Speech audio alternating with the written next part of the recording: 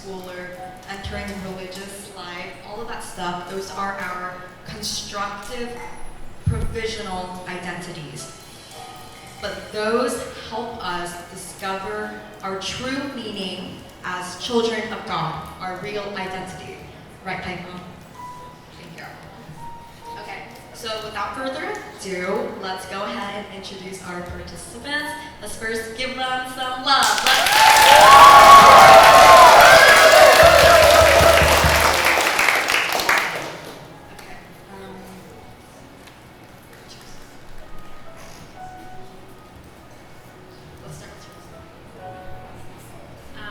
Hello everyone. My name is Teresa. Some of you may know my name, some of you guys may not, and I think that is my fault. I've been pretty inactive these past few weeks, especially this month, with my academics and my internship that I just finished. So I haven't been as active as I'd like to be, but I'm really excited. I'm so glad that we got this chance to be together these past few days to get to know a lot of you guys a lot better. I am an upcoming fourth-year graduate at the University of St. Thomas in Houston, Texas. So I'm about to be in my last year. I'm majoring in biology and minoring in neuroscience. I'm on a pre-med track, so my goal is to be a physician who serves and heals and gives hope to their patients. And so yeah, I've been really busy with my academics and things like that to kind of prepare for that path. But I miss my coursework and my busy schedule. When Philip and Chimonica invited me here, I said yes immediately because I think what we're doing is so special. And I'm very humbled and I'm very honored to be here to share. And we want this to be as engaging and as active as possible. So if you guys have any questions or if you want any clarifications, please feel free to ask and raise your hand because this is catered for you guys, right? We want this for you. And for you to take something from it. So, yeah.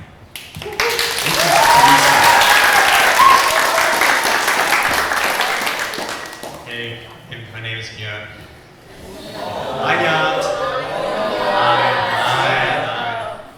Yeah. The orange of the group.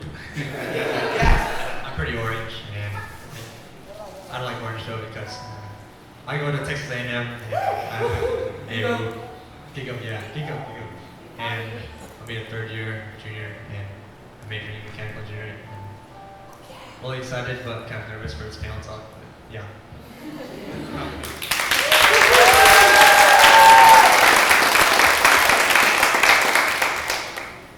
My name is Anna. I'm a rising sophomore at the University of Notre Dame in South Bend, Indiana, and I'm majoring in applied and computational mathematics and statistics. And Wow. I can't say statistic. and I'm always happy to be back with Gao Magia. And Deanna, actually, she only comes back whenever she can, but it's always good to have her back, and we welcome you back, always. Hi, my name is Alex. I will be stepping into religious life this coming Tuesday.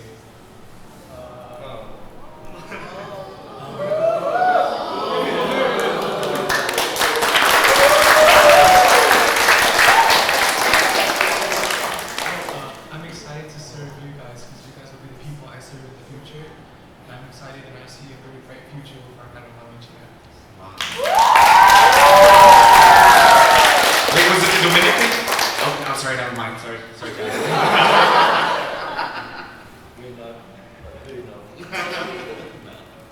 Hello everyone, my name is Kim Win.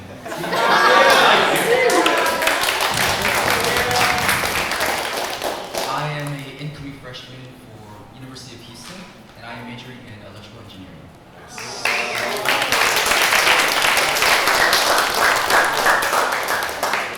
Typhon, please reintroduce yourself.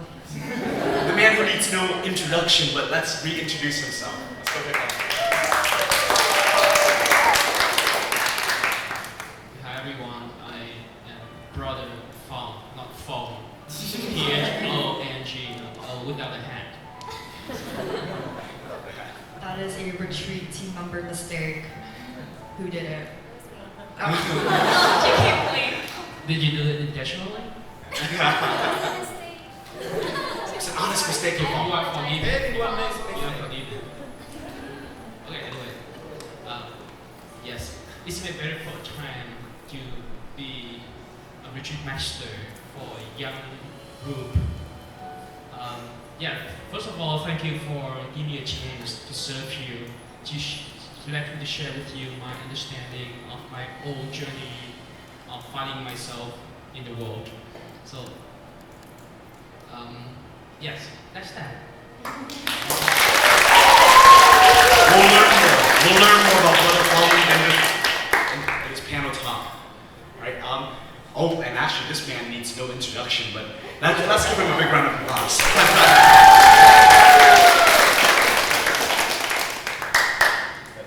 Good.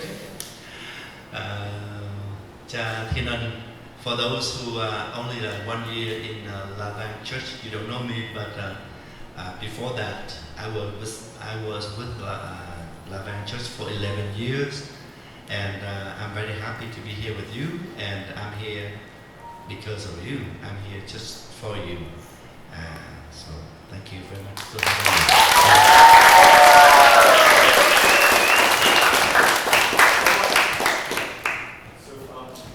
In this first portion of the talk, we're gonna have a quick introduction game where we're gonna play with we're gonna get to know our panelists a little bit further in details, right, Monica? And then for our wonderful audience here to know them too. So in this first game, what is it, Monica? What's the first game? Okay, so our first game is going to be just a series of questions, because I know not all of các anh chị Lân and even Taifong and Jia here can interact with you guys one-on-one for you guys to even be able to give them like kind of like a glimpse of what they're about. So for my very first question for you all is to give us 3 words that you think describes you the best. Just any word, 3 words. 3 words. Just 3 words. Who wants to go first?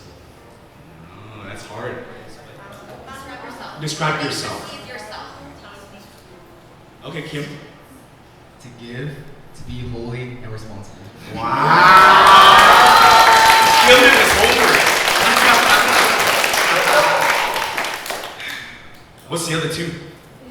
Flexible and wait. We all forgot that last Oh yeah, we all forgot it. From your talk? Yeah.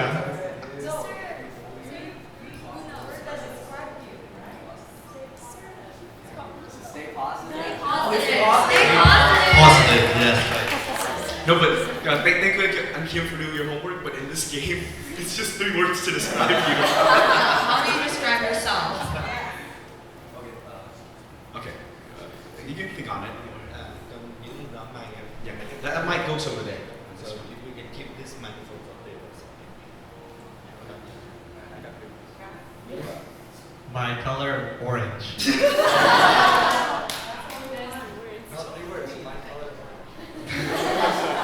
Actually, that's true. It sums up everything you like. Orange has all the words. I'll say driven, compassionate, and love. Just love. Wow. You look great. I think it's a colorful 2. The first one is taciturn. The second one is easily brain rotten. Are you sure about that? How effectiveness has that been to you? What was the first word, Taifong? What was the first word? Factor. Factor. Oh, preserve. Okay. I would say committed, friendly, and outgoing.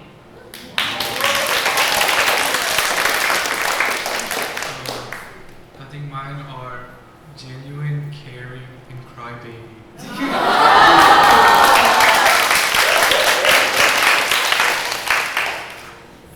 Mine will be truthful, reliable, and good.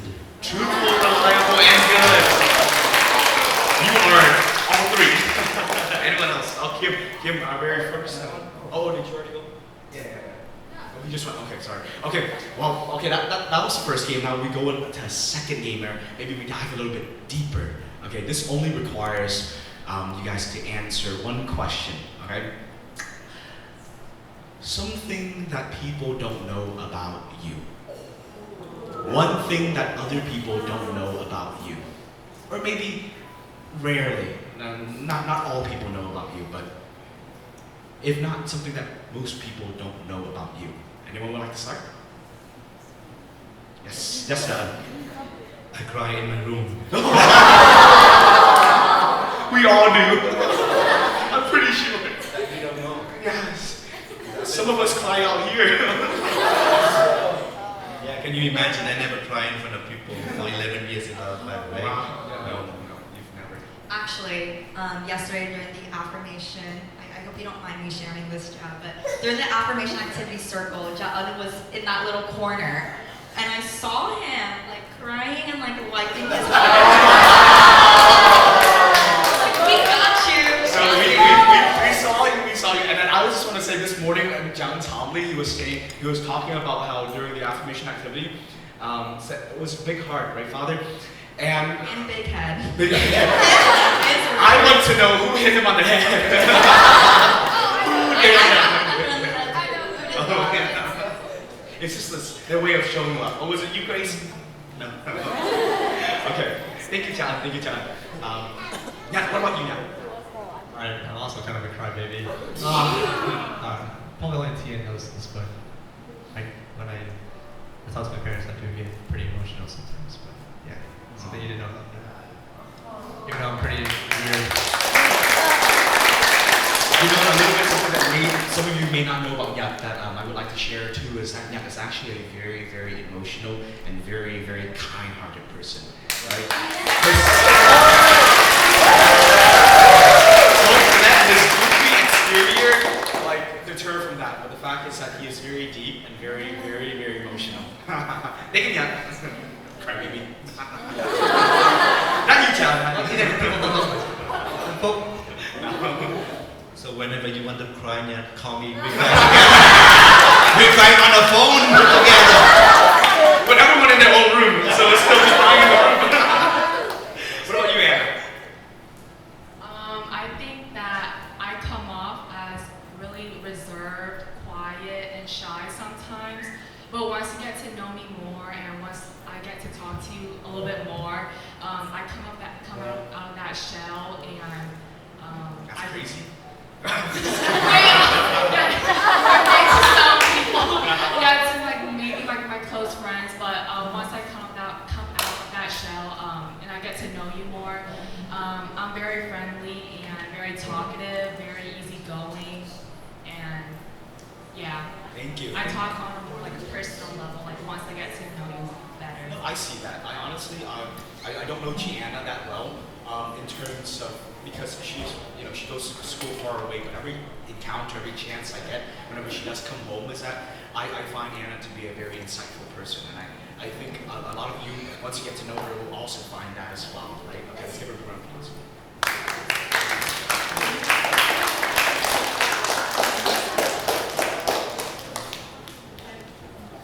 This is very silly, but sometimes when I'm in my room and it's like really dark, I put like a little light on. Alex, you have one little light, you should go see my house. I have 10. You go upstairs and nowhere is dark. Yes, Apum's house is very bright. The light never goes off. For me, I am a mama's boy. So basically, I think about my mother a lot. So literally, when my mom brought food for us, yesterday, literally after I ate, I went out to the gaming room and cried a little, thinking about my mom.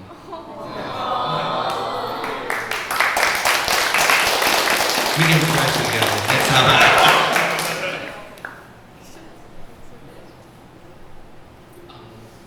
I'm not sure about that, but some of those that I know keep calling me that they describe me with the one word. They say, I am a character. I'm not sure what they really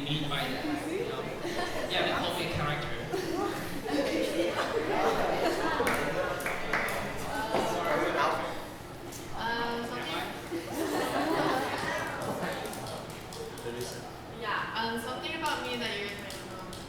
I don't know. I guess like I come off as really bold, and really out there, and you know my head held up high. But there are times where I do struggle, and I think like that's a common thing, right? Like sometimes like we cry and you don't think that, right? But like the people you think are like the strongest and the most put together, that's not always the case, right? So I do have struggles in there, I do have failures, and I do have insecurities that I have. So yeah, that's something to keep in mind whenever you admire someone. Is obviously, yeah, they have their good things, but also know that we are human and we have our flaws and our insecurities and our struggles. Yes, thank you, Teresa. Wow, that was really, really deep.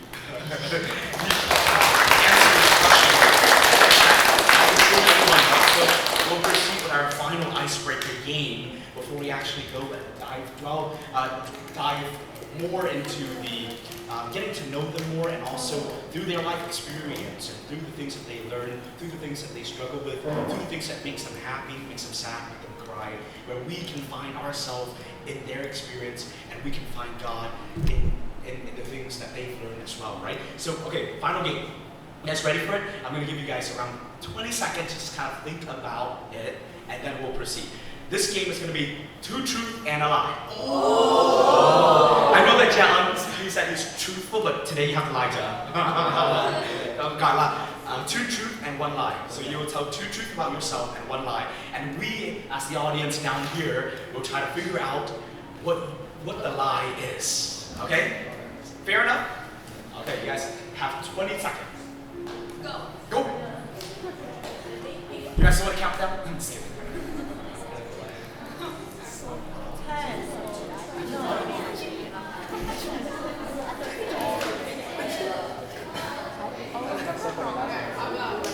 Okay, ready?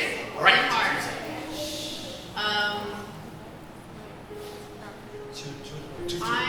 I like to sleep with all the lights completely off. I'm extroverted, and I'm allergic to avocado. Which one is the lie? Okay, so she sleeps completely off, extroverted, and is allergic to avocado. I saw Jasmine's hand. Jasmine. Third one? Well, I'm allergic to avocado. That's true. That's true. What? Actually, no, that's false. That's a lie?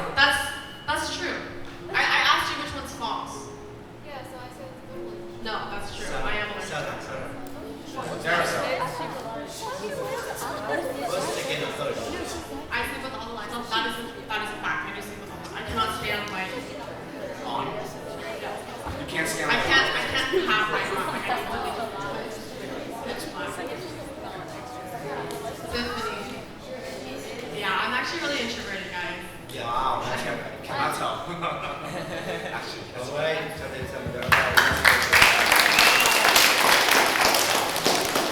Actually, I just want to say something.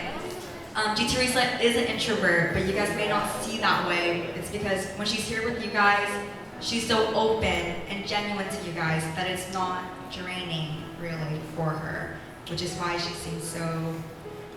Totally. Yes. Thank you, Teresa, for being here. Yep. Who's next? Okay, Kim's ready. Okay. My first one is that I have a 54-inch vertical. 54 inches. My second one is that I started auto surveying when I was 5 years old. My third one is I did not learn how to tie my shoe until the 4th grade.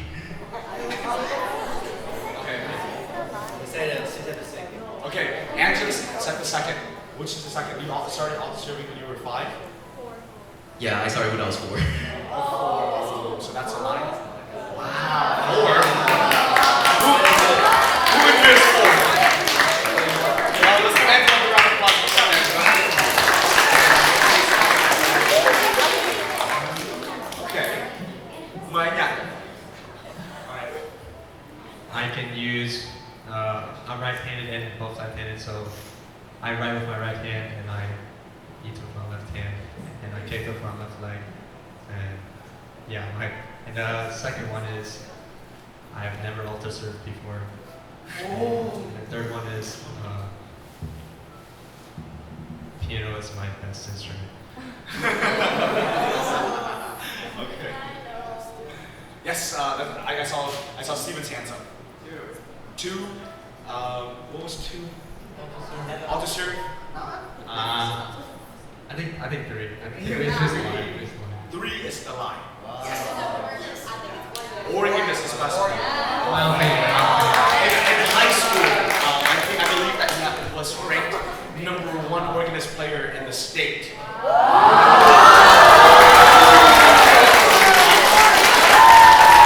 And #1 in the state, but he was #2 in the U.S.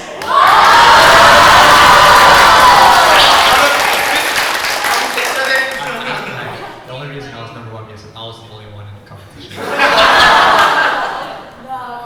So you were also the first to lose. That's good. Thank you. Yeah. He's very talented. Yes, very talented. Gianna. The first one is I have no siblings.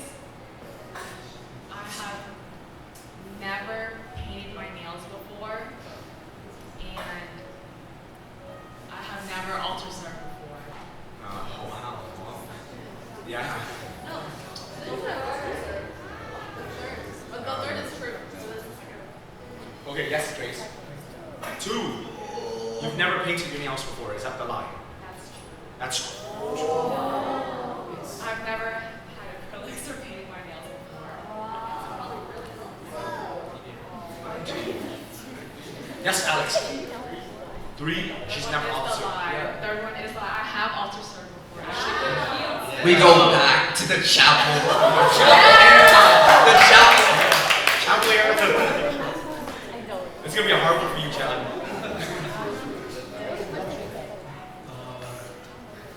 First one, I am scared of ghosts. There's something close there. Second one, I am shy.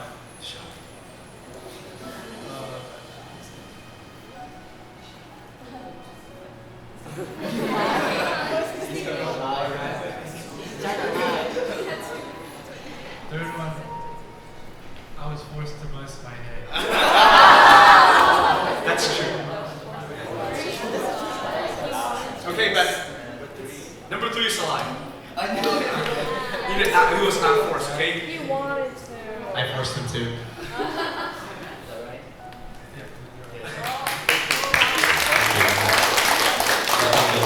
Let me go next and then take from here. I like fashion. I like travel a lot. I like fishing. Okay, let's all say it. Let's all say it. What do you think is the lie? You know why? Because it's not out there right now. Yeah, that's, you got it. Chad is a fashionista. I just have a quick story. One time, there was a time where I saw a picture of Chad. He had, what are those like striped like shirts? You know, like, it's like striped polka dot. Okay, so he had a polka dot shirt on. And then he had striped pants. He had orange Crocs. And he had a hat.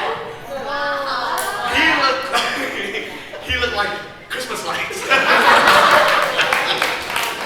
Yeah. No, I love to dress nice all the time, and I don't mind if I have to travel around the world. And I've done a lot, thanks be to God. But I don't like fishing. I cook them. I don't fish them. And then we eat them. I eat them. That's right. Thank you. Yeah, let's play pop. So, I had a girlfriend before I joined the order. Second, I can play harmonica. I can play harmonica. The first one will be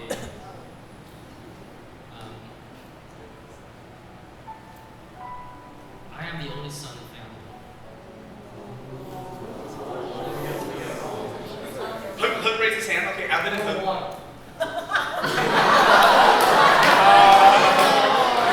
Why are you calling her all out like that? #1 is that you had a girlfriend. You true. That's the lie. That's a lie. Oh. So I was right. I have to know. Thank you. rain brought you, okay? Okay. Okay, so thank you participants for playing our icebreaker games. Now we want to dive a little bit deeper.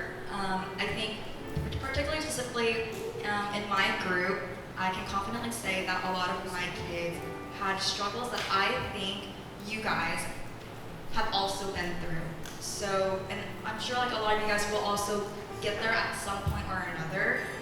So I hope that whenever you guys answer and you guys can take something out from Gak and Jade, because I think it will be very like, beneficial. So my first question for you guys can take turns answering. You guys don't have to answer every single question every single time, but through your midst of being busy with schoolwork, right, biology major, all that stuff, how do you guys manage your faith? How do you guys balance your faith in that? Because sometimes maybe you guys aren't able to come to church every single day, but does that make your faith any less? For me, personally, I go to church every day because I don't know how my mother does it. Like she literally takes me every single 6 o'clock p.m. mass every single day, and despite that, I still have time to do work and homework because the fact that weekday is not as long as Sunday. So I was able to balance out that time, and then with my help of my siblings, they help also manage my time because I want to be close. I want to join a lot of clubs as well, and from there. So I had a lot of help to manage my time. So seek help from others because there are people who are more experienced than you. And I was very fortunate to have that kind of support.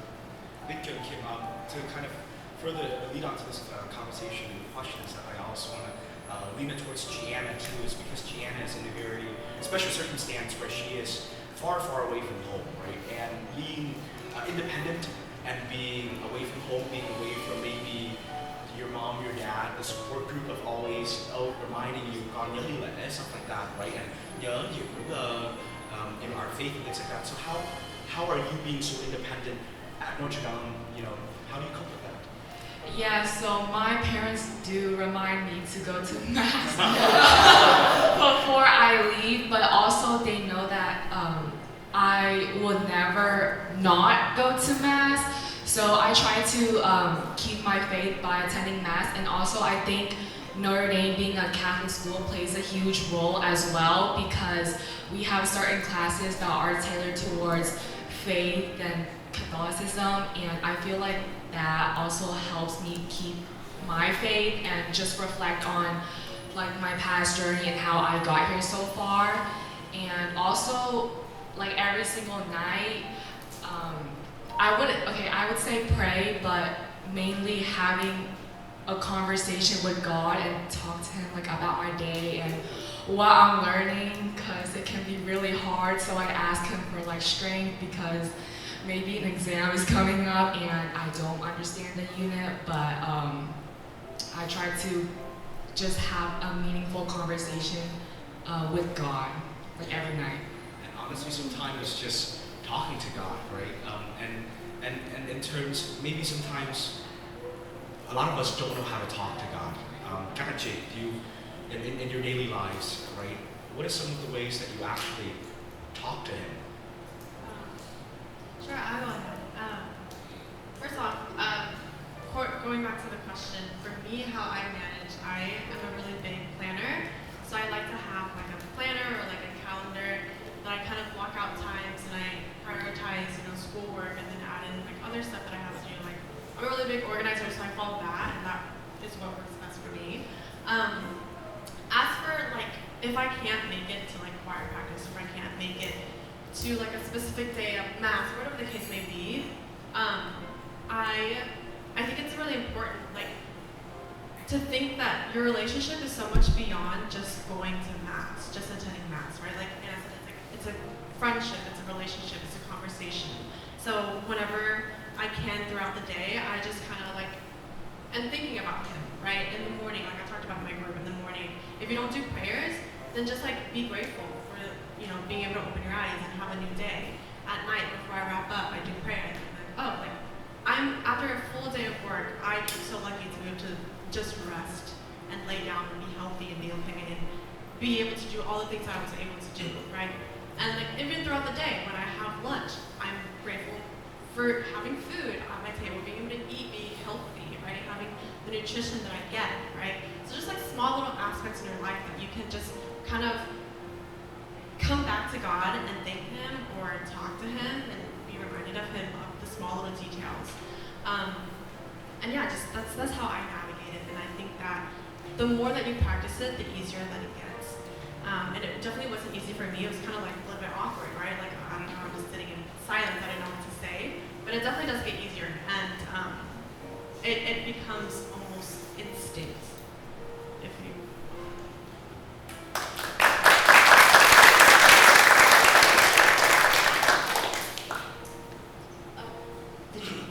Sorry.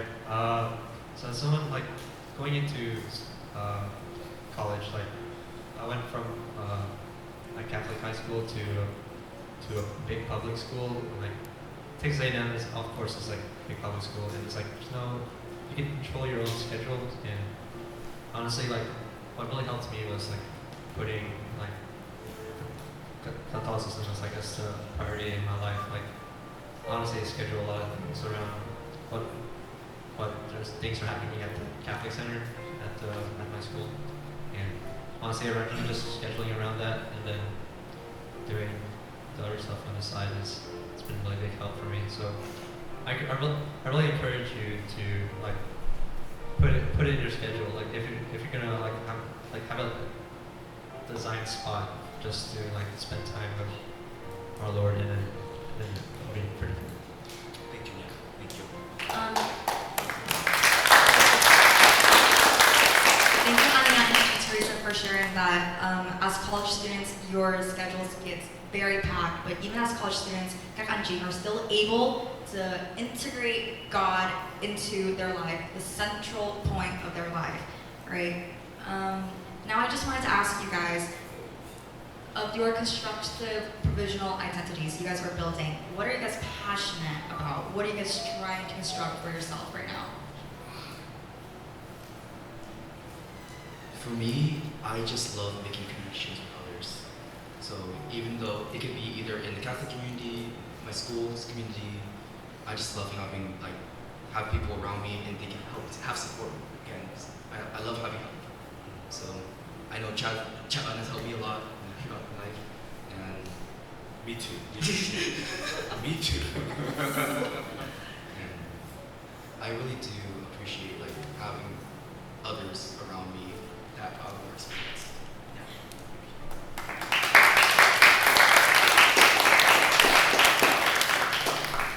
Maybe this one. So specifically the question is, and then feel free to share, right? What's something that you are really passionate about, but don't tell anyone? Like a passion. I will say I'm really passionate about my future goal as a physician. I'm really passionate about that. But beside that, I'm also passionate about many other things. One of them being just fulfilling other roles that I have, right? So I'm really passionate about my role as a daughter, right? I love quality time with my parents. I love spending time with my family. That's something I'm passionate about. I love just good company, good dinner, good food. That's it. I'm passionate about that. I will seek that out, have a good conversation with my friends. That is something that I am passionate about. I love that, right? Besides, outside of schoolwork, outside of, academic goals, career goals, I have a lot of those, but I'm so passionate about what I do that is so much more fulfilling, which is seeing friends, quality time with my family and my friends, and being able to nurture that side of me that is outside of the realm of, work and academic and stuff like that. So. Teresa, could you actually share a little bit more on how are you able to enjoy family time? I know sometimes we get lost and we would prefer to hang out with friends and forget about your family. How do you prioritize that? Good question. I think because we're so in the mindset that our parents aren't cool, right? Or we'd rather be with our friends, we'd rather be going shopping, we'd rather be whatever, etc. But you have to realize that your parents are so cool, and they're so funny, and they're so smart, and they're so wise, and they only want what is truly best for you. Truly, like that is their number one priority. And it really makes me so emotional talking about it because they have so much love poured into you.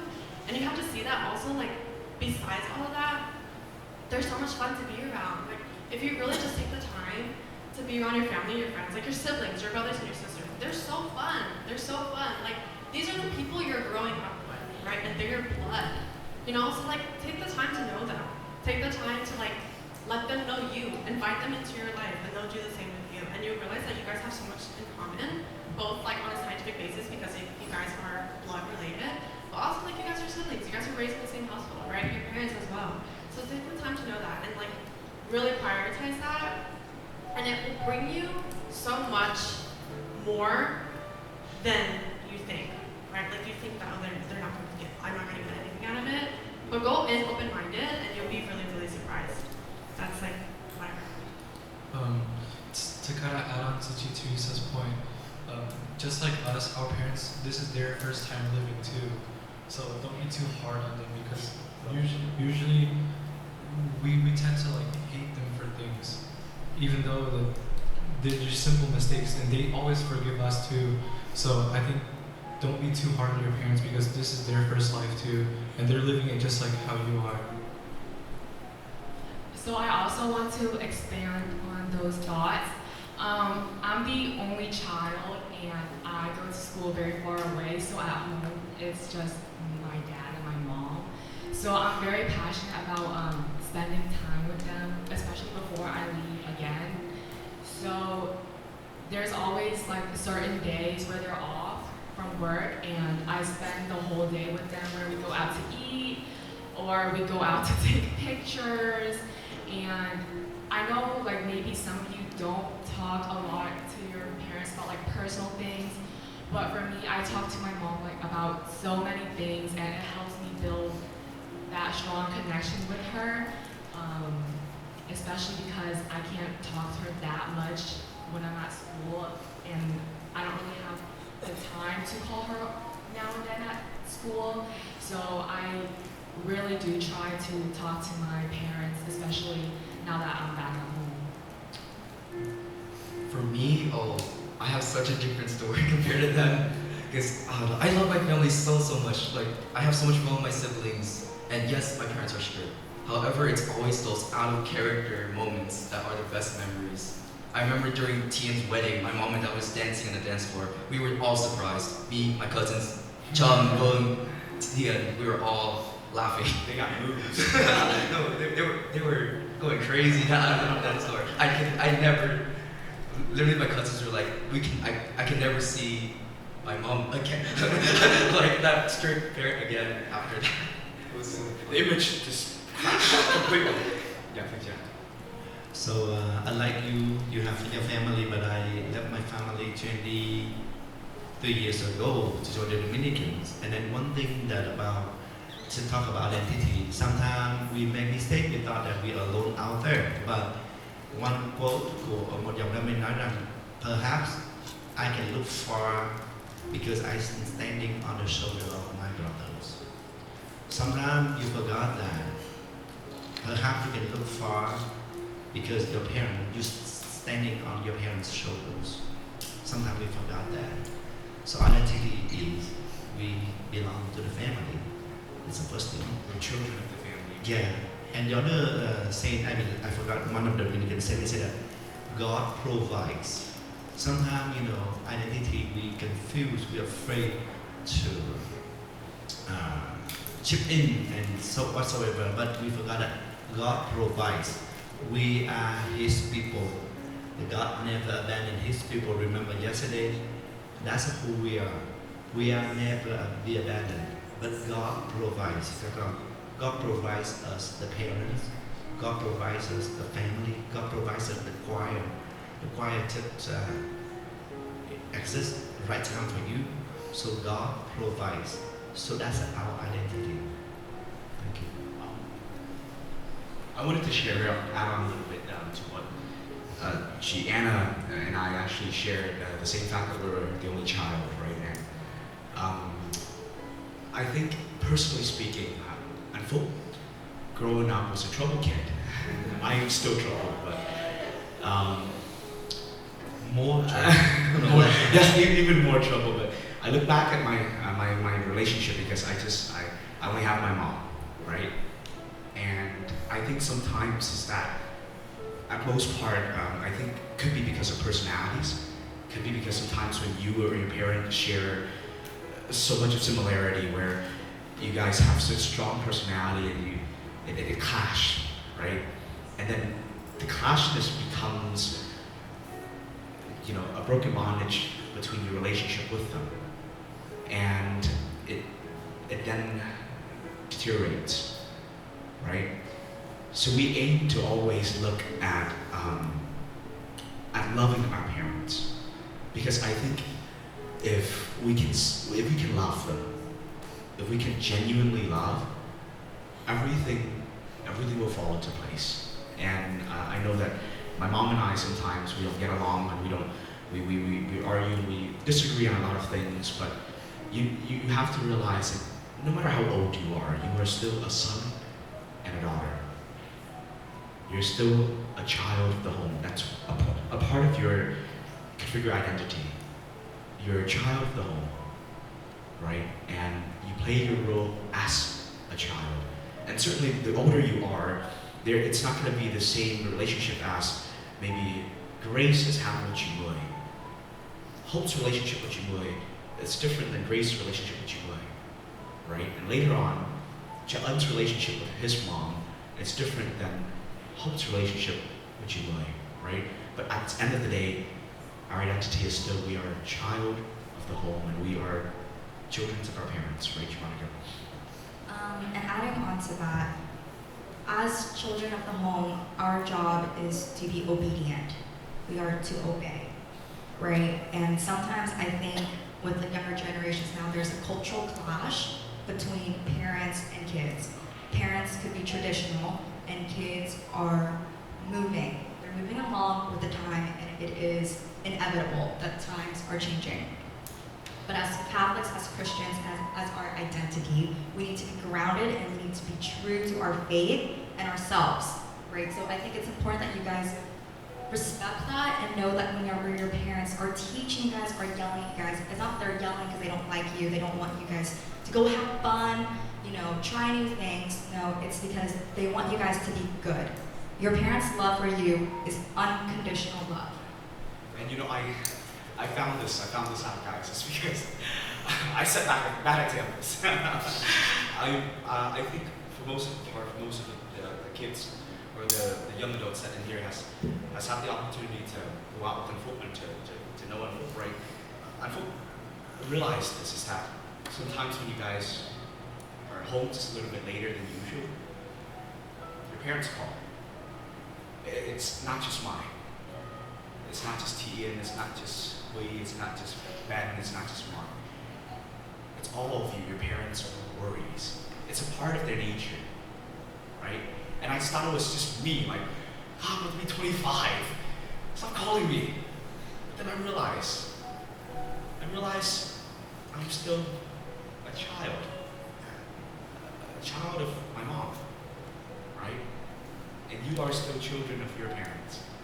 And it is their right, their duty, to be worried. We look at it and we think it's that, man, I'm about to go out from high school. Why does my parent care so much? Why do they care about where I'm going? I'm going with good friends. Why do I have to be home? But remember, it's their right. It's their duty. It's in their heart. One thing, quickly. Your parents are your friends, so you just hang out with them. Your past fun. Remember one thing Jalen said that being a mass, like treat this mass as your first mass or your last mass. Honestly, like I thought of my group today.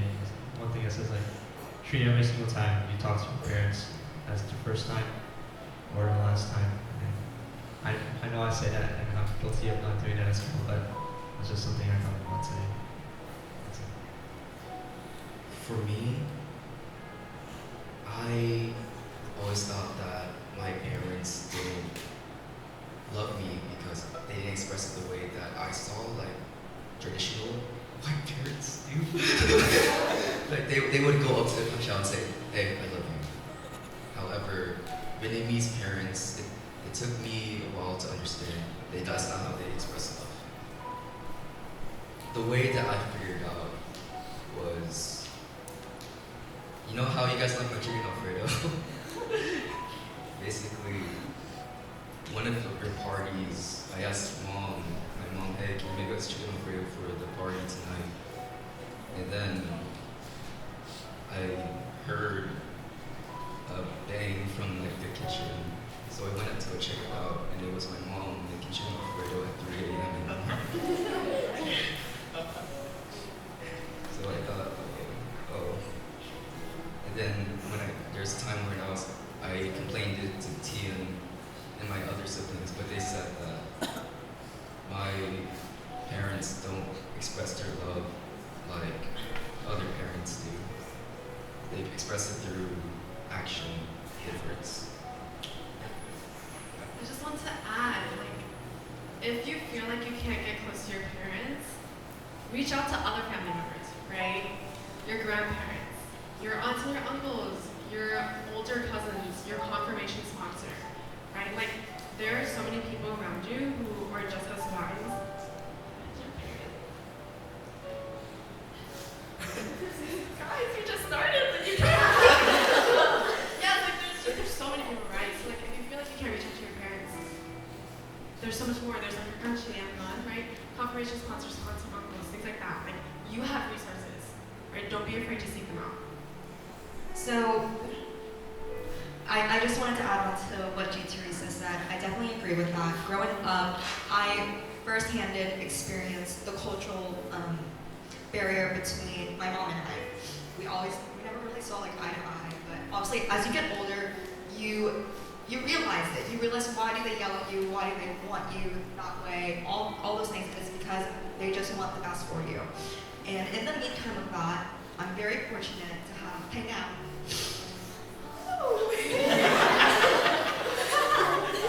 Pei Nam, my brother. When it's great. Yeah. Also growing up, Pei Nam are night and day before actually, but now we are quite similar because I look up to him and I try to follow in his footsteps, right? He's a role model. It started in 6th grade. Him and I really got close together, and it's because I was vulnerable to him. I let him know how I felt being in the family. Right? As a sister to Pei Nam, it wasn't always easy because he is like a golden child. And also as a girl, I was also expected to do more, and Pei Nam got the better side of it. And I just thought it was unfair. And Pei Nam was actually the one who made me realize that it is true. My mom and my dad only do certain things to me because they want to push me. Just like you guys. I know that sometimes you guys don't see eye to eye with your parents, but we're very lucky to have them because without them, we would be headless chickens. Okay? You wouldn't know where to go. So confide in your family members, your cousins. You know, I know the story well, but just briefly summarizes that Monica and Pei Nam's whole life started from a conversation in their bathroom at 10 o'clock at night, where their genuineness just poured out. Sometimes you just have to be honest and truthful. You just have to break down the barrier of, like I said, coolness. And you know, for the people here too, don't be cool. Honestly, break it down. Because that's what you are true to yourself, the most true to yourself, you are completely done, right? And your life just starts to change when you live out your true self. I feel like we've been talking the most. I'm so sorry. One last thing though, before you guys can talk. Sibling relationships, I think, are so very special. And it saddens me that not everyone has a relationship like me and Hainam, Teresa, and Matthew and Jonathan. Right? It's very special. Not even everyone has siblings. So if you're lucky enough to have a sibling, I really, really hope you guys are able to connect and really find that relationship between you guys, because they're with you for the rest of your life. I apologize to Monica because I stole Nam from her. I remember when I first arrived to Lavan, so that first Christmas, I asked Nam, would you like to be a priest? He said, yeah. And I said, okay. And after that, I took them to the Thiên Yến Thể. Monica said, it's not for me, you go by yourself alone. And then Nam did that. I said, Nam, don't quit. Let Monica not join Thiên Yến Thể, but you stay. And I said, okay. He said, one year Monica came back, and then eventually I think it's hard for Monica because they only have a Nam. She has only have Nam, and Nam left home and go to Dominican. That can be very tough for her.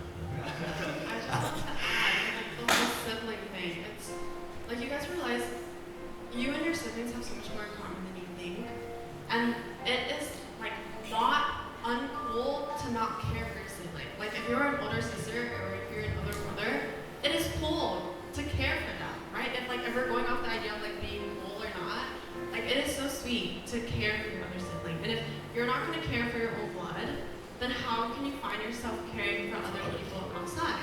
It starts in the house, right? Like, Jackie is not my sister, but I consider her my sister, and I can't find out she's my sister. But it's like, even if you don't have siblings, you have relatives. You have older cousins, you have younger cousins. You have best friends, right? It starts with a caring heart, right? And it can grow into a beautiful family-like relationship, right? It's important to have those. Cho anh có phải cái câu gì mà anh em như thể tay chân và cùng một mẹ chứ không phải đãi nhau đúng không cha? You guys know what that means? It's like you guys are brothers and sisters, and you guys come from the same blood. You guys shouldn't butt ahead like chickens. Trong cái thánh vịnh của mà cha về trên hương hay nói, trong thánh vịnh, the Psalms of the Bible say that ngọt ngào tốt đẹp lắm thay anh em được sống vui vẻ bên nhau. I forgot which thầy Phong nhớ cái song nào ha? Một ba bốn, 1, 3, 4. Ngọt ngào tốt đẹp lắm thay anh em được sống vui vẻ bên nhau. That's exactly every time we get together, we very sweet that we together to live together. Okay, that's very important. What Monica and folks said, and what about Tainam, it really does work. Especially, you see, me and Tian used to get into a lot of fights. just like even a couple of years ago when I was like still in high school, but we've gotten a lot closer. I'm sure she appreciates it. Well, I appreciate it. But I don't know much about her. I'm sure she appreciated it. Yeah, let's give them a big round of applause. It really is worth it. It really is worth it to just put down that barrier, and I really encourage everyone to do the same. Going more into siblings, as the youngest sibling in the family, you get treated a lot by your older siblings. And it's really hard to treat them back because they're already employed, you already have money, you're still learning in school. So literally, the only thing I could say is like thank you to them. And that was enough. They literally told me straight to this camp that was enough. Just say thank you. Like I even tried making a gift for them but then it broke. And then so I showed it to him. He's like, yeah, I tried to make this gift. Like I tried to make like a, it was like a paper airplane for it, and then it broke. Like I tried to make it fly, it just broke. He just laughed and said, it's fine.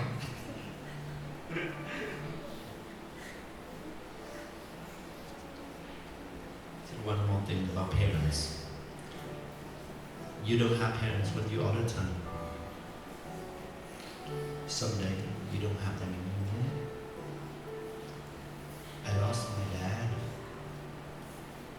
It was 2007, for 17 years ago. And then I was lucky enough. I visited him in the hospital. After he came back, he told me that among the children, bố cha nói là trong, tại vì I'm the oldest son, bố cha nói là trong tất cả các con, bố đặt niềm tin nơi con nhiều nhất.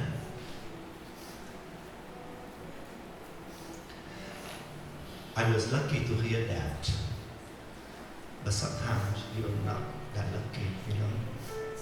You still have your mom and your dad.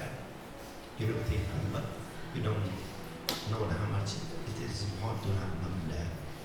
Until you lose them forever, you have nothing to do. But I believe that all mom and dad will say the same thing to you. But sometimes we're afraid to speak it out, to say, oh, but I believe that your parents nói với các con như vậy. Bố mẹ đặt rất nhiều niềm tin nơi các con. Love your parents. And to conclude, this portion of not this portion, this crying portion. I'll let out one more story that hopefully kind of resonates. Is that you guys remember a while back in the beginning of the year when we sang the funeral for Anhu? You guys remember? I have a quick story to share. So Anhu discovered that he was cancer a while back, and his family went through all the treatments that they can. So he went into the hospital sometime after Thanksgiving. Was it Thanksgiving. And certainly his family is not as fortunate as some.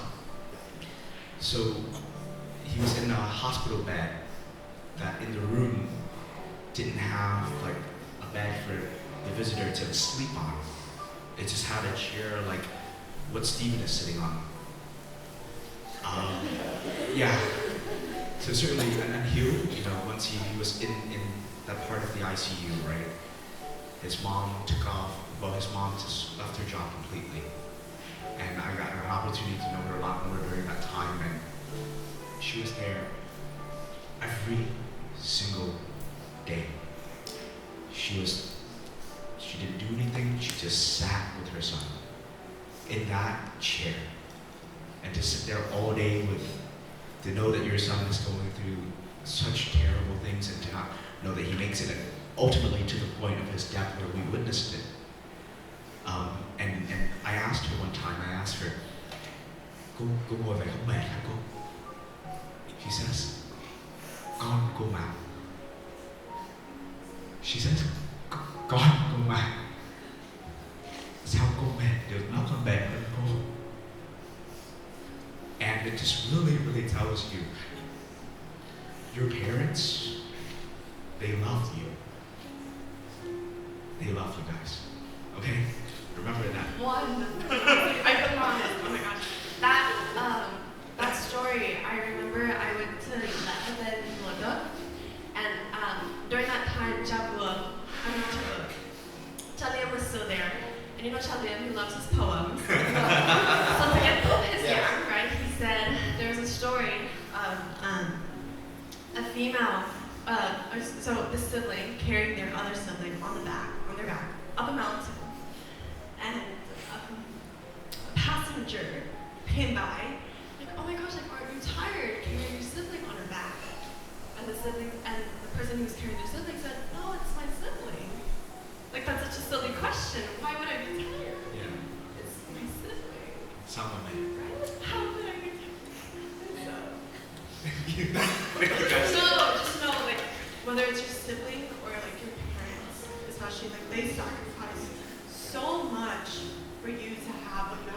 they would do it over and over again without hesitation.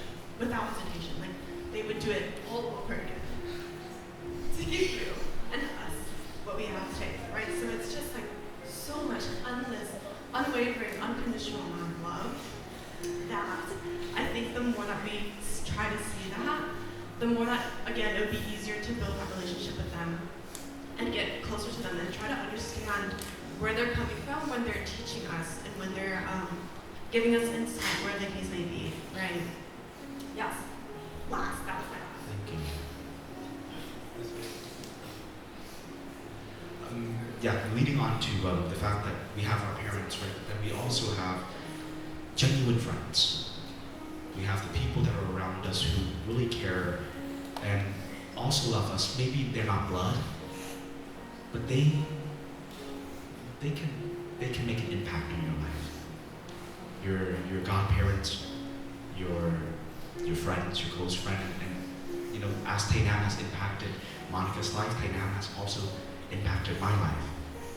You know, growing up without a dad, I didn't have that, you know, guidance from my blood father, right? But I found true and pure, genuine guidance from Jatina, right? So there are people in your life, and certainly maybe there are people in your lives as well, who you can look to seek guidance as well. So Nakaji here were with us last year with him during his retreat talking about genuine friendships, and I realized that not all of the younger kids here were able to attend that, or they weren't there yet. So Nakaji, could you share a little bit on how do you know when your friendship with someone is genuine? I will start because I'm so lucky to have such genuine friends in my life. For example, like Chief Monica. Me and Chief Monica go way back, right? We've known each other when we were like kind of like your age, and it all started in the church. And you'll realize it's a common theme. Like they all kind of thread back to the church and to God, right? I think that was really like our calling then. So Chief Monica is a really genuine friend. She gives. I mean, we are very, very similar. And we share a lot of common values, and we're raised in very similar households as well.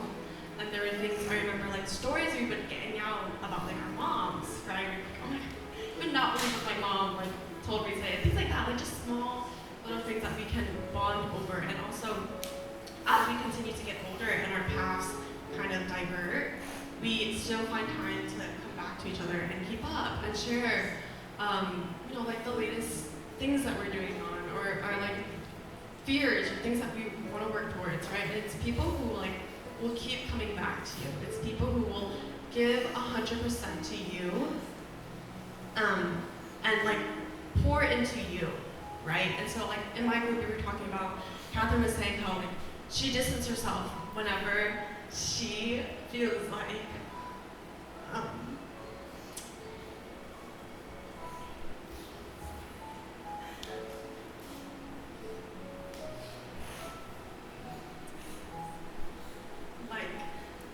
whenever she feels like, Write it down. whenever she feels like someone isn't giving her, like reciprocating how she feels, right? And I think it's so important that you're surrounding yourself around people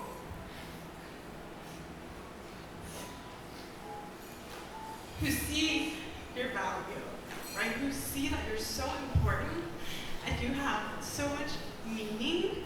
And people who see that and they're giving you that energy, right? And they're pouring into you and they're loving you unconditionally and they're supporting you and they're keeping it real with you, right? If they're telling you like, this is a, you know, like, it's people who are like that, who you want around, right? And it's people who you feel like you've outgrown or people you feel like are not healthy or not adding into your life in a good way and actually like removing things from you. That's when you should distance yourself, right?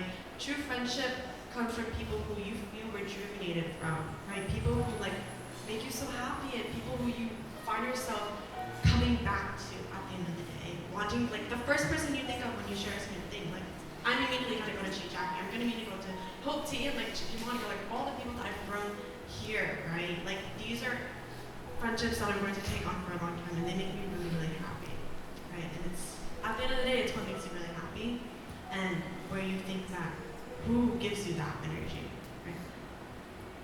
I go to Chibue's house. She feeds me.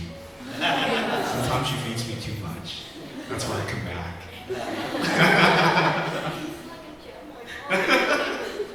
Monica said, I'm like a demo queen. Can you always let me come back to you?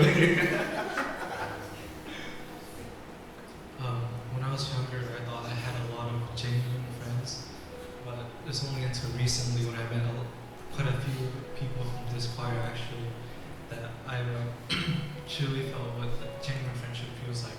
It's completely different, so whenever you get to experience it, you would know like, it is completely different. It comes from the heart, and they put out their all, and they don't have two faces either. What you see is what you get, and I think a lot of people in our choir are very, very, very genuine. And one of my friends actually mentioned that he wished would have met me earlier. And I think sometimes we need to reach out so that we can build those friendships earlier. You know, because sometimes we're too shy to talk to someone.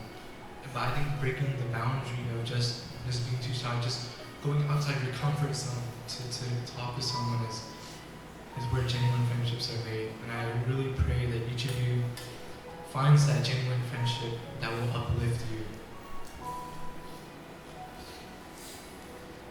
You know, to lead on to that too, is that sometimes you think you know people, right? You think sometimes maybe you've been friends for a while, or you've known that person for a while, and you do things for them and they do things for you, and you think you mistaken that for friendship, right? For genuineness, but not until where, I'm sorry, but you know, the fan hits the floor where you really find out if they're true or not.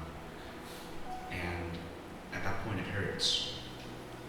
I would like to add, like, it is sad to say, but the reality of it is that you're going to meet really bad people, and I think that's necessary for you to be able to differentiate the bad people from the good people, right? And so, like, if I was always with Monica for my whole entire life and I never met any other friends, which like would be fine, but if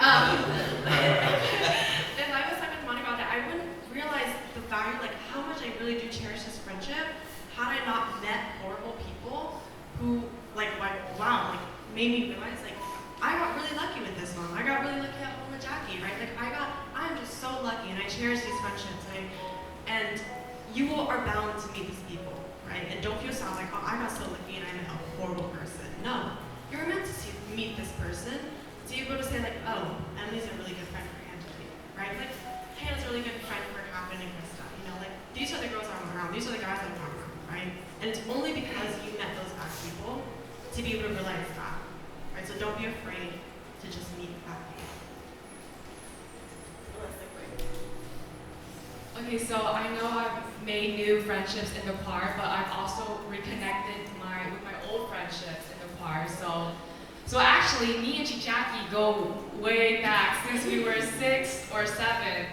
We got our community together, we confirmed together, we graduated together, and we were really good friends whenever we were 7, 6 years old. And as we grew up, we kind of parted ways. We went on our own paths, and it just never crossed until I joined choir. It started like maybe from there, and just after high school graduation, that was when we started really started talking. Saying like, hi, hey, how are you? And having those small conversations that maybe can lead up to more personal, deep conversations. And I think that's a beautiful thing to witness, like just Galram and Jet Choir, me reconnecting with old friendships, like back in like whenever we were younger. And thank you guys. Kind of like to ask you all opening up portals for you guys to reconnect your friendship. We'll be here next year too. Giờ cũng muốn nhắc các con nữa. giống như là Jackie với mấy anh chị nói, out there there's a mixture of good and bad people, so we got influenced by them.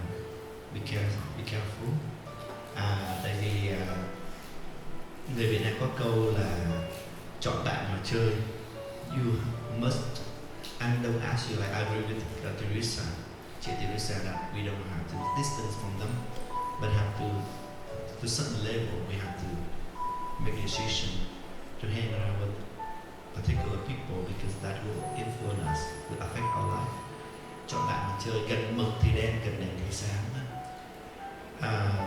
And also time, the second thing is time changing, everything changing. Our friendship must also at certain time very good, but again, eventually it turn out very good. Don't regret about the good things you have done to each other. I never regret about something that I have done good to the people. Never. Never regret even a little bit. I just believe that the friendship also have a certain time for everything. Do not hesitate to make friends with the people, but at the same time you have to be very careful, because certain people will help you, but some people will harm you. And there's another friendship that I would like to remind you that Jesus.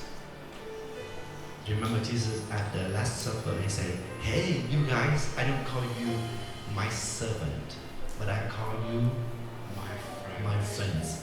It's not you who chose me, but I chose you.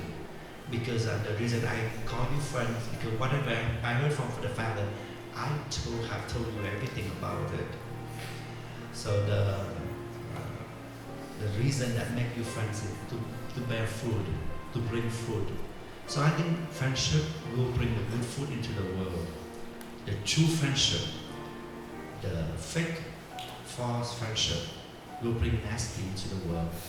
When you with somebody and the fruit of our friendship, that's nasty, it's not a friendship anymore. That's not friends anymore. Friendship, the fruit of friendship is to bring the good fruit in the world. The friendship in the choir bring the good food, good song, good spirit to the church. That a true friendship. Thank you. Thank you, Zhao. So I think family support system and friend support system are very integral parts of our lives and will help us while we're on this journey discovering our identities, because again, with genuine friendships and our family regardless, they will provide us with unconditional love, which is what we need in our lives. Now I want to open the floor to you guys to ask Angie and Jad and Taifeng questions that you guys might have for them and are wondering. Can I add something for the friend part? Yes. Sorry. Your friends define who you are. Your friends define who you are. So basically, you are just basically your top friends. Basically, it's the people you hang around with. You just tend to become. Well, that's how you tend to turn out. Alike. Yeah, alike. But I don't make fun of him for this a lot. But he's really. When I joined choir a couple of years ago, he was like really my only friend. And yeah, and Then I came and I. you were there before me. Yeah, but then so you came in here. I make fun of him for copying me, but I copy him too, just because we're close friends. Like, that's why when you go to college and high school, just pick your friends wisely, because they just become who you are and they define characteristics. And at the same time, you influence your friends as well. So I try to be a good influence to my friends, but I try my best. Challenge said, and then I think kind of purely translated. He said, Vietnamese proverb, "Gần mực thì đen, gần đèn thì sáng, chọn bạn mà chơi." You choose your friends. You get to choose your friends, right? Your friends don't choose you. You choose them. And also, in terms when you are close to ink, you are like ink. And you know how dark ink is? Every time the ink gets on your shirt or whatever, it's hard to get off, right? So when you're close to ink, you're like ink. But when you're close to light, you're what? You're like light. You're bright. So it's a perfect imagery of friendship. Is that is that you choose good friends and people who will brighten you up, and also you who brighten them up because you are also their source of light, right?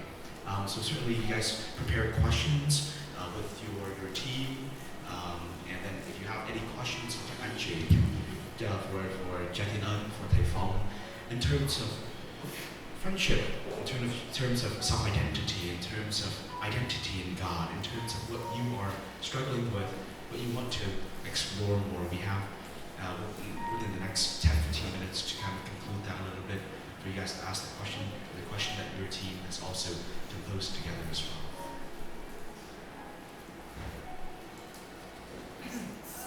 Not all at once now, guys.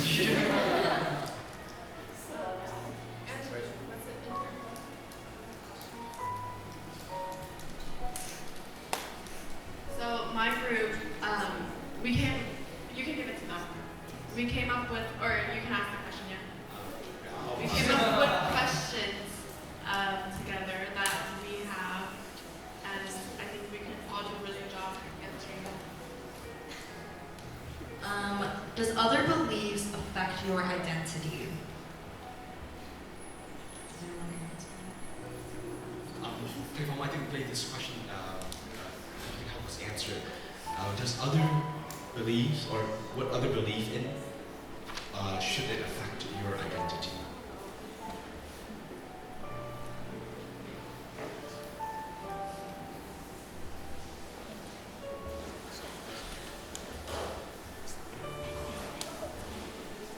I think yes.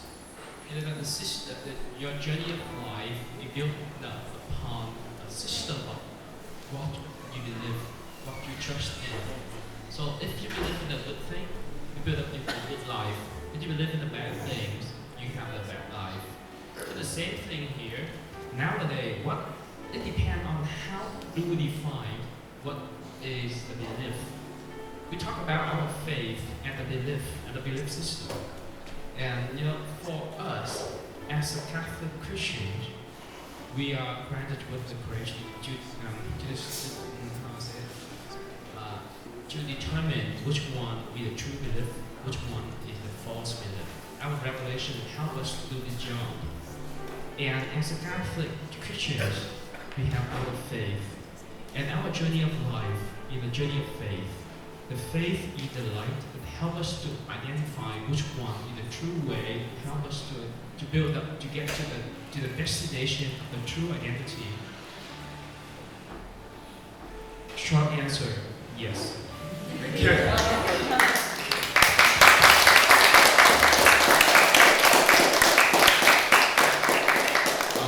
John, I think this question maybe you can help us too, is that Can I ask again? I mean,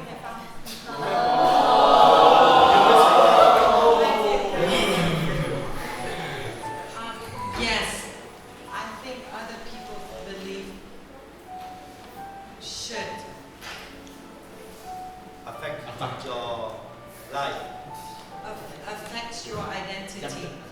Yes, because you guys are living in the mass social media life right now. A lot of your time is on your phone. So, but you have to be smart. Because there are people that love you, care about you, will believe the way the church teaches you. But there are people don't care about you, will be on social media too. At the end of the day, the people always mad at you, talk to you, are the people really cares about you. But I just share with my group, think about yourself. You're always on the phone, and you judge other people too. But at the end of the day, do you care about that people? So the same thing with them. They don't care. They just want to make you feel bad. So you have to be smart. Yes, along the same line, particularly, I'm not sure if you remember what I showed you about the religious individualism. Religious individualism. This is one of the big threats to your life of faith. If you are not, ready yourself with a very good kind of preparation to kind of help you encounter such kind of threat. Be encounter with the critical mind. That can help you deliberate which one is the true belief, which one is the false belief. I don't know if we're going totally off topic, but going back to what Chinli said about like the whole social media and judging others and others judging you, right? Because I know identity is a part of, self-love is a part of identity, right? And that's something that we kind of wanted to touch on this retreat is self-love and kind of like confidence and finding yourself. And I think confidence is so important and self-love is so important. And it is a unique journey that everyone goes through, that it is hard to say like this is exactly how to self-love yourself, this is exactly how to stay confident, right? But I just wanted to share like what helps me stay confident, and also disclaimer that I am not always confident, and it is a journey that I have to build, and there are also days where I lack confidence, where I'm very insecure. But I think there's two big realizations that I came to that kind of helps me with this journey. The first one is I realized that you and I are made in the image of God, right? All of us, right? And you were put here with value and with purpose and meaning on this earth, right? And if you think about it on a scientific level, right? Your mom, my mom, had multiple eggs, right, when they were born, right? But God specifically chose your egg, your single cell, to be fertilized and to be born, right? God said, no, I don't want this person, I don't want this person. God said, I specifically want Jackie. I specifically want Jasmine. I specifically want Hui to be born, right? And if you think about that, like that is immeasurable amount of trust in you to be on this earth, to carry out this mission. And if that doesn't give you confidence, then I don't know what does, right? Like if the greatest, the most almighty has chosen you to be here, when there were 100 million reasons that you could have not been here, like that's incredible, right? Another thing I want to add is like, confidence is a mindset. Confidence is something that you choose, right? And that's why it's so hard to have confidence. It's because you have to actively go seek it. You have to wake up every single day and you have to tell yourself, I want to be confident today. I'm going to hold myself up high. I'm going to speak my word, right? And something that you choose is something that you practice, and it gets easier over time, right? And if you really want it, you would do everything that you can to make it possible, right? And so just reminding yourself that we're made in His image and we're made here with a purpose, and then holding on to that, right? Like walk with confidence. You're put here for a reason. I'm confident because I have the Lord, and I'm confident because I choose to be, right? So all those social media things, all those judgments that everyone else thinks of you, throw it out the door. What do you think about yourself? That's all that matters, right? What does God think about you, right? And that, I mean, really that's the only thing that really matters. Thank you. I definitely agree with G2 Lisa, and I think that is where we are so strong in our friendship, is that our mindset is so very alike. I would have said the exact same thing, and I said that with my group, okay? Be confident in yourself and love yourself because we are God's image. He made us in His likeness, right? Appreciate that, and if you lie close to that, you're going to feel it, and you're going to believe it. And it is a mindset. Start changing. If you don't like something about yourself, then work towards it, right? Don't just put yourself in this little shell and then cry about it, right? Work towards it, and if you need help, then seek for help. But no one's going to be able to help you if you don't ask for the kind of help. I just add on to Thầy Phong với lại chị Mười, Teresa, Monica said that what people believe will affect our life, our identity, yes. Because whatever we believe, not just the abstract, it will become what we say about that. Whatever we believe, we will say it. That's why mà nói là con tuyên xưng Chúa đã chết đi. The faith and belief is to be proclaimed. I proclaim the faith. And also, Saint James said that the fruit of the belief will come out to practice. So when we believe, we will act it out. And that's why definitely what we believe is very important. We affect each other's life. Like whatever our parents believe will affect our life so much. Whatever we believe in, your belief will affect my life as well. So it is true. Okay, I think that is all the time we have today.